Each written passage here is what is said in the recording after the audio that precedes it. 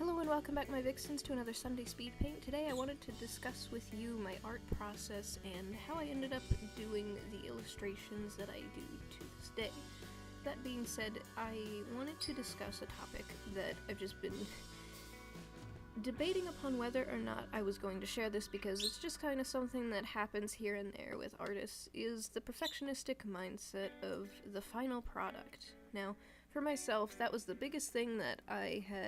would have to say held me back as an artist, was I was excessively perfectionistic with my illustrations. When I first started drawing, a little bit of history here, I started drawing back in my grade schools. I saw somebody doing fan art, and it inspired me to pick up a pencil and sketchbook, and from then on I just kind of started to sketch. Now back then, one thing that I wish I would have done a little bit differently was, instead of learning from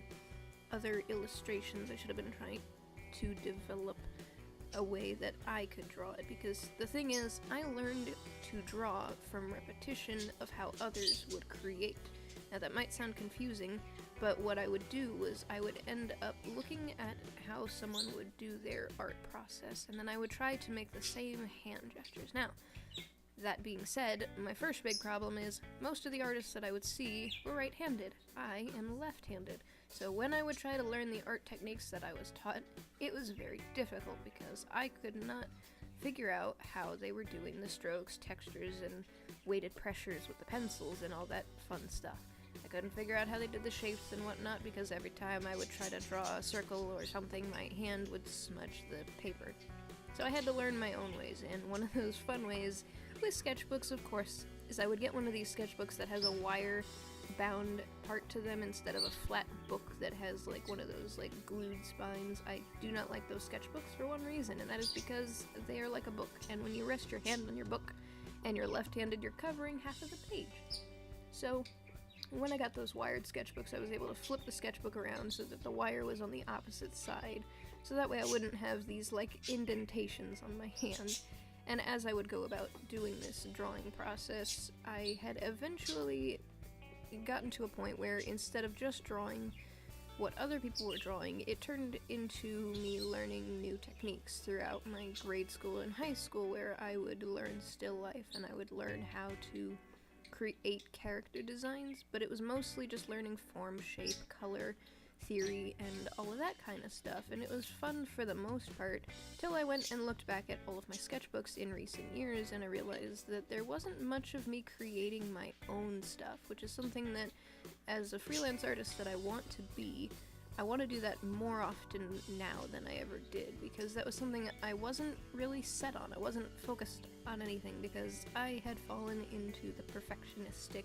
mindset of what are other people going to kind of see or say when they look at the final product of this thing, because in the end,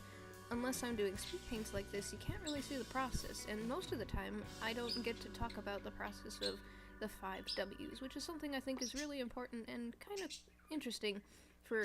artists or even creators of any kind of thing, is, the who, what, when, where, whys, and hows of the illustration, rather than the simple art stuff that we were taught of color composition, or,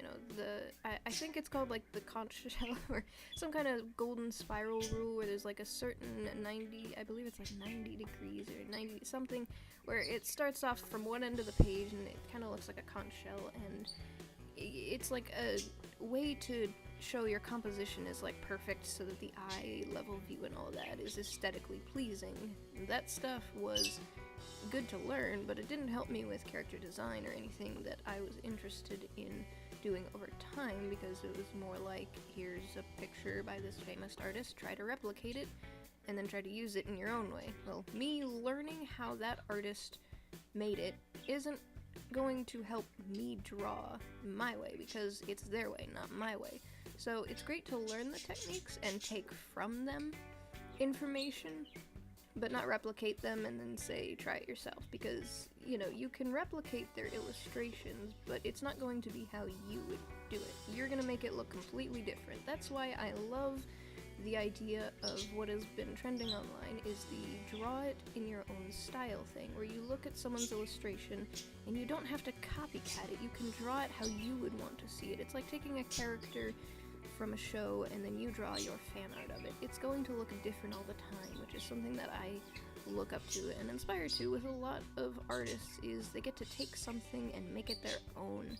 And it's always been fascinating for me, and that's how I broke out of my perfectionistic mindset, was actually because of illustrations like that, where it's the draw it in your own style, because I realized after a while, when I was creating illustrations, I was making fan art and I was copycatting the show style to make it look perfect so that it would be recognizable, but I wasn't making it iconic enough to stand out on its own of saying this is what Stencilfox would draw. So it kind of kicked me in the butt within the last 2 years, and I started to create more content, animations, and stuff that would be recognizable as art from me, so that my name could branch out and not just be something that blends in and is muddied around, because that's what I ended up doing with my art. Everything would blend together, everything would become muddied, because I was trying to use 6 dozen different illustrations that I had seen and look up to, and I was trying to make it my own, but I was not achieving it with how I was going about it because of my perfectionistic mindset. When I would go about the drawings, I would change it so many times, it became so muddied, but now I finally have something that I can say I'm fully proud of. And I'd love to talk more about this. If you guys want to hear more about my current art process and not just the history, let me know in the comment section below. And if you're not already a part of the Vixen squad, be sure to put your paws to that subscribe button and turn on notifications, and I will see you all next week. Thank you all so much for watching, and stay pawsome.